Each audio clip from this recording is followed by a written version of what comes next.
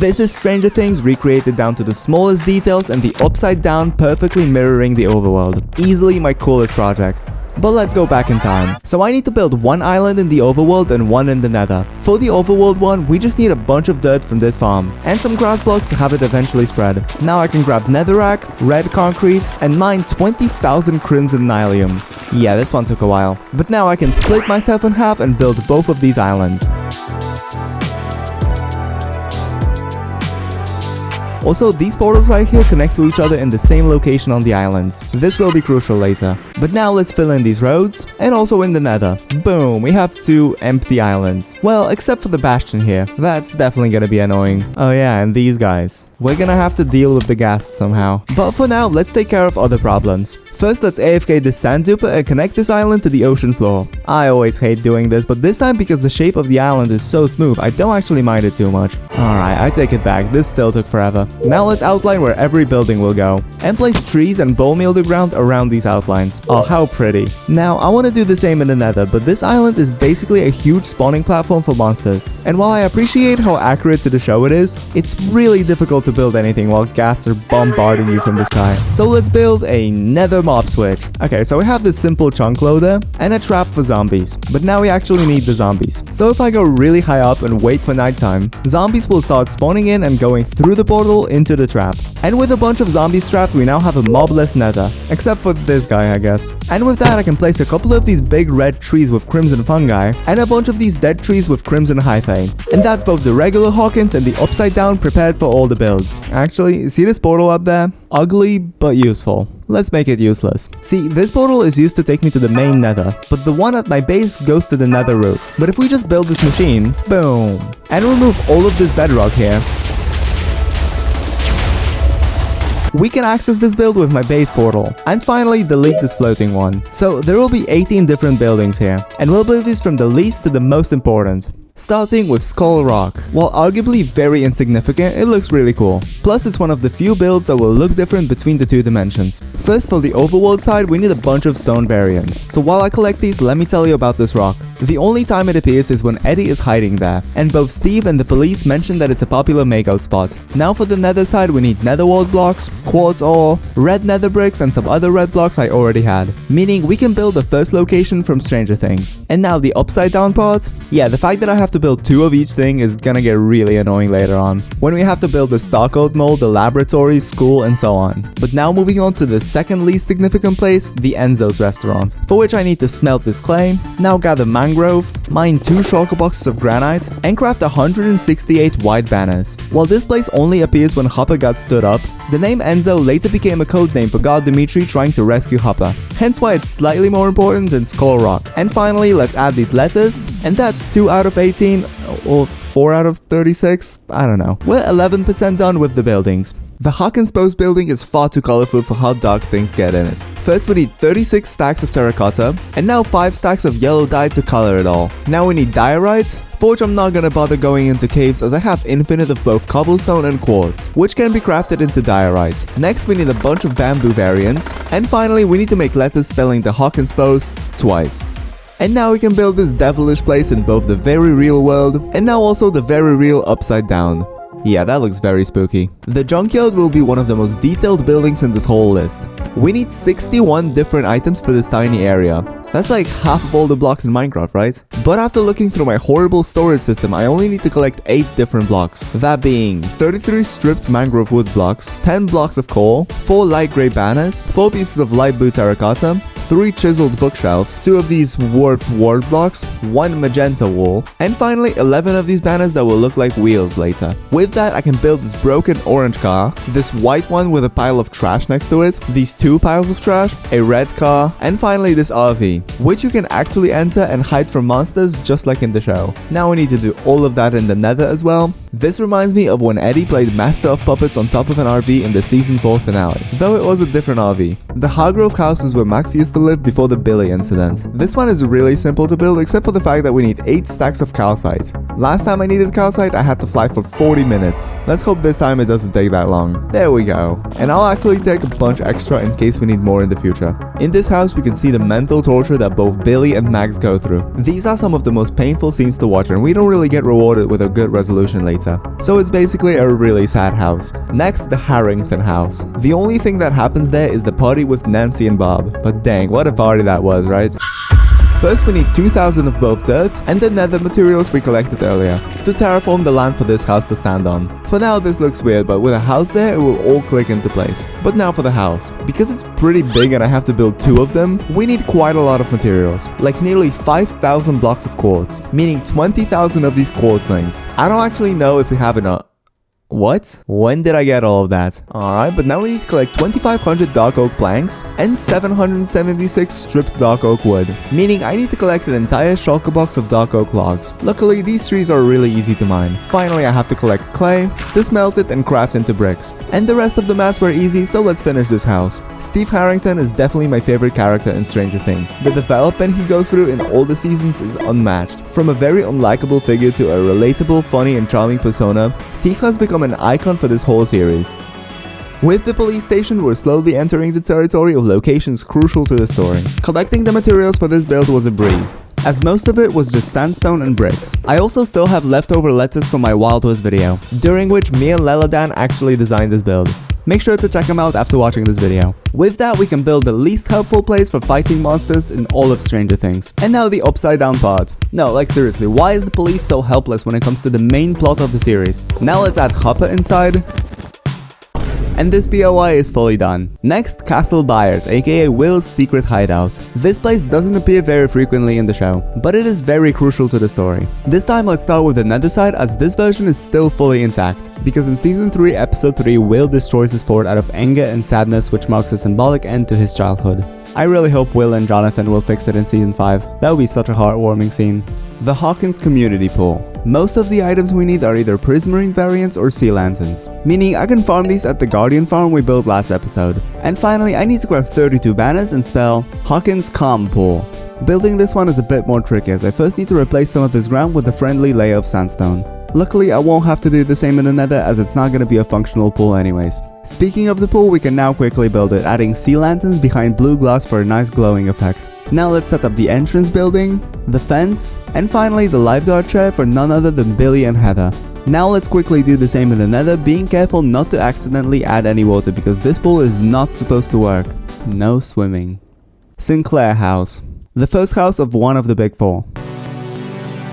I believe the only scene that happens in this house is when Lucas asks his dad for advice on how to comfort Max. Can we talk about how everyone in this show lives in luxurious homes in today's standards? Like even Hopper's cabin would be $1 million now. And don't get me started on the fact that everyone here technically has 2 houses. Insane. Henderson house, meaning another luxurious mansion. For this one we need mostly bright brick-like blocks. So if I pack this mud, I can get these mud bricks. Now just as jungle wood for the roof, and jungle leaves and flowering azalea for some details. Let's start with the nether side, as it's a little bit simpler.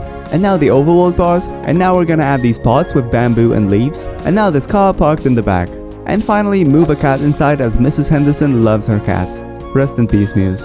And that's 11 out of 18 buildings done. But with each one, it's going to get more and more detailed. Like with the Creel house, one of the most terrifying places in this whole series. 99% of the material list pales in comparison to the 38 stacks of warped wood we have to collect. For some reason, this house will be the tallest building in all of Hawkins. But by far the most challenging one will be the Starcourt Mall. Not only because it's huge, but I also want to do store interiors. And a giant monster on the roof. But it's not time for that yet. This house has been abandoned for a long time. So to achieve that look, we also need vines for obvious reasons, and now dark oak signs for blocking windows. This is gonna look sick. Lastly, I need 2 torch flowers for the door decoration, so let's build this masterpiece. I just hope in the future a ghast won't throw a Molotov just like in the show, because this is all wood besides the hyphae. Now let's do the slightly less scary one in the overworld. Building this house was an excruciating process because of all the details, meaning I had to use over 100 different items, but this looks sick, definitely my favorite one so far. A lot happens in the Wheeler's house. Not only does Elle initially live there, but there's also Steve sneaking in, police interrogation, Ted's amazing one-liners, and so much more. I'm not gonna bore you with the material list as it's nothing special, so let's get to building. Speaking of Elle, I have a fun fact. Millie Bobby Brown was actually born 1 day before me. Yeah, I don't know what that changes. Let's cut to the Nether. At the end, when all the buildings will be done, I'll add a bunch of extra decorations to make it look like the Upside Down. I can't wait for that transformation. And with that, all that's left is the huge Starcourt Mall, the lab, the school, Hopper's cabin, and Buyer's house. First, the school, aka Hawkins Middle School, aka High School. We'll split this into two parts, the school itself and the basketball court. First, the school. I have a feeling we have all the materials somewhere here. I just don't want to have to look through this whole mess. I have an idea.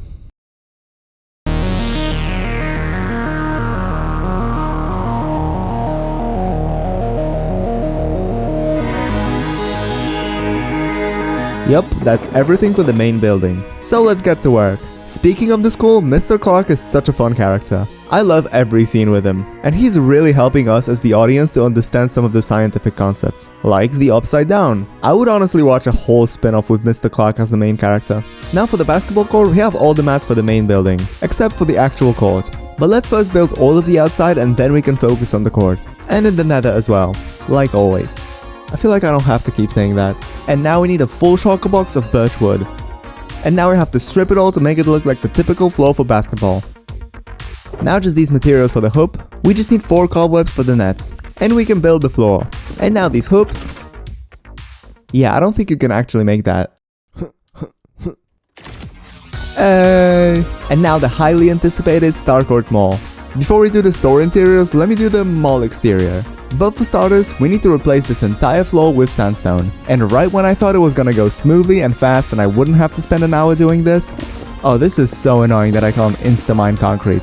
So let's build a beacon. Oh yeah, that's much better. And with that, we have the Starcourt floor. As you can see, this is the size of like 8 houses at least, so we need a ton of mats. I need to smelt 8,000 sandstone for smooth sandstone so that it doesn't have that texture on the side. And now 6,000 sand for all the glass. This is gonna take a few hours. So in the meantime, I'll harvest this chorus for end rods. But that's gonna take a while to regrow. So in the meantime, I'll start collecting 1.5 shulker boxes of deep slate, 5,000 light grey concrete powder, mangrove planks, and finally if I grab all of my terracotta, holy. I just need 1,000 black dye to color it, so I can AFK this farm for a bit, and craft black terracotta, end rods, and make this stash of shulker boxes for the Starcourt exterior. So let's build this sad and empty Starcourt Mall, which makes me wonder what happened to this mall after the monster ate half the thing. We never see it again, but it couldn't have just vanished. Vanished like the 4 hours it took me to build these two. Sorry for so many questions, but does this mall even exist in the Upside Down? I know it's stuck in 1983, but surely it has to update every once in a while. But I think it's safe to assume they don't have all the shops. This time let's do these from the most important to the obscure ones you can barely even see in the show. And at the end we'll plop the meat monster on top. By far the most iconic outlet is Scoops Ahoy, as most of the mall scenes take place in that ice cream shop. I don't think I have to explain why this is important. I'm sure you remember back in 2019 when people would dress up as Steve for Halloween. Oh yeah, and you can see for every stall we'll do an accurate interior and these letters. This looks so cool. The Gap is where Elle and Max got their fancy new clothes. It's also featured in the season 3 finale when Elle commands to go through the gap. The cinema is featured in a bunch of scenes, like when they're hiding from evil Russians or when Will has to rub his neck for the 100th time. It's also the biggest one out of all the outlets. Now I can add these movie posters. This one looks scary. Flash Studio is a crazy looking photography store where Elle and Max got these iconic photos taken. Douglas Bacon? What? Jazzercise is featured in one of the funniest scenes in season 3. It's a fitness club with very colorful interior and a sick coach. I wish this guy had been reintroduced again later in the show. JCPenney doesn't play a role in the show at all, except for being in the background of this sick shot. But while we're at it, let's focus on the fact that there are no clothes in any of the clothing stores. Just sad, empty armor stands. So let's craft an abundance of leather armor, and now grab a bunch of different dyes and dye these in random colors, to place it in the Gap, the Flash Studio, and now JCPenney. Zales is a jewelry store where Mike attempts to buy a ring for Elle, before realizing how much these things cost. $300! Fun fact, $300 from back then would be equal to roughly $1,000 today. Let's now add these jewels inside. Right, who picked these? Imperial Panda is a Chinese restaurant which plays a role in the Russian message that Robin decoded. But the coolest part is definitely this crazy roof. Kaufman Shoes was also featured in the code, though I have no idea how If You Tread Lightly was a hint to this exact shoe store. Oh yeah, shoes, let me just place a bunch of these inside. Now moving on to the ones that plays close to no role in the show. Walden Books is a bookstore located on the top floor of the mall. We can sometimes see it in the background, but it's not mentioned at all. The only proof of Orange Julius being in this mall is the scene where Elle blows up their Orange Julius cups. But nonetheless, I wish I could try these. Radio Shack is where Bob used to work. However, he never saw his store move to the mall. Well, we also barely saw it. Burger King, visible in the background of a couple of shots. I don't even know what Claire's is. It looked like a gift store, so I added some fancy shelves inside. Sam Goody can be heard mentioned by Dustin about the location of supposed evil Russian. It's a music store, which I'm always a huge fan of, so I gotta make it look cool inside. For starters, we can add a bunch of these paintings to look like album covers on vinyl. And now to get the actual music there, I can trap a bunch of these creepers in a hole. And trap this skeleton as well. Now if we make him shoot through lava, he will light this TNT and get us a ton of music discs, which we can place in this store. Yeah, that looks sick. Reggie's hairstylist is probably where everyone in Season 3 got their crazy haircuts done. But sadly, there are no scenes of that happening. The Timeout arcade can only be seen in a couple of frames in the entire show. Same with Chess King, a clothing store with a terrible color palette on their logo. This hurts my eyes. Wicks and Sticks is a home decor store located on the top floor. It plays no role in the show at all, so I don't even know what to put there. The only less significant place in this mall is Taco Bell. From what I can see, it says it's gonna open soon. But here I built an open one because I'm a huge fan of Taco Bell. And with that, we've done all 20 stores. Meaning we can move on to... Meat Monster. That is such a stupid name. But yeah, this guy is literally made out of flesh and bones of his victims. Meaning other than these dark blocks, we need 600 soul sand and 700 soul soil. So that he's literally made out of souls. So let's build this monster.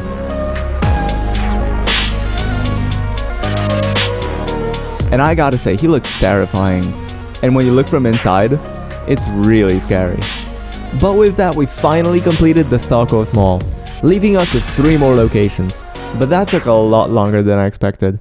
Luckily, Hopper's cabin is a really small build. Considering the mall was such an enormous step, I'm just gonna go straight to building. Fun fact, this cabin was built specifically for the show and didn't exist prior to filming. This cabin was destroyed twice, once by Elle and once by the meat monster we just built. But it looks like it's fixed in Season 5, so I don't have to do this. Right? Next, the buyer's house, where Joyce, Will, and Jonathan lived before moving at the end of Season 3. This build features 2 structures, the house itself and the shed where Will ran in episode 1. So let's quickly build the shed. And now the house.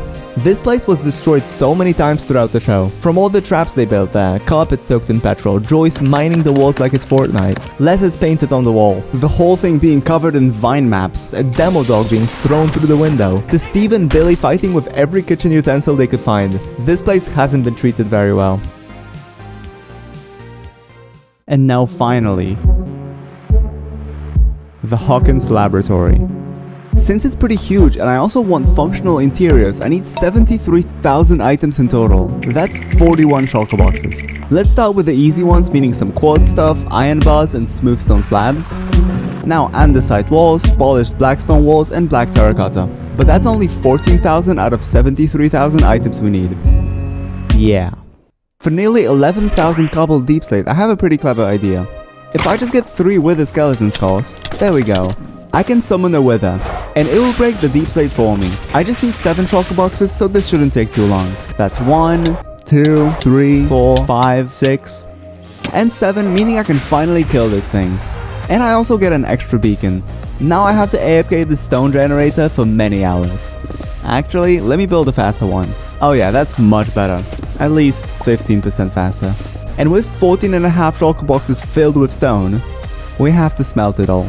So while that's cooking, I need to figure out something. The walls inside the lab account for over 22,000 blocks. Initially, I was gonna build these with iron blocks, but there's no way I'm getting this many. I could do calcite, but that kinda looks like crumpled paper if I'm honest. My best bet is either white concrete, snow blocks, or quartz. Or a mix of all of them. But to achieve that creepy hospital look, I think I'm gonna go with it all being white concrete. So after AFKing the sand duper and the concrete solidifier, and grabbing the smelted smooth stone, we have all 73,000 blocks for both the labs. So if I split myself in half, I can build the final structure of this video. But we are not done yet. We can add some flowers here and there, and the vines forming a giant hive mind. Aw, look, there's a bee. The portal leaking into the lab. A bench behind the school. Luring back the Nether monsters. And with that, we recreated Stranger Things and Minecraft Hardcore. Make sure to subscribe and leave.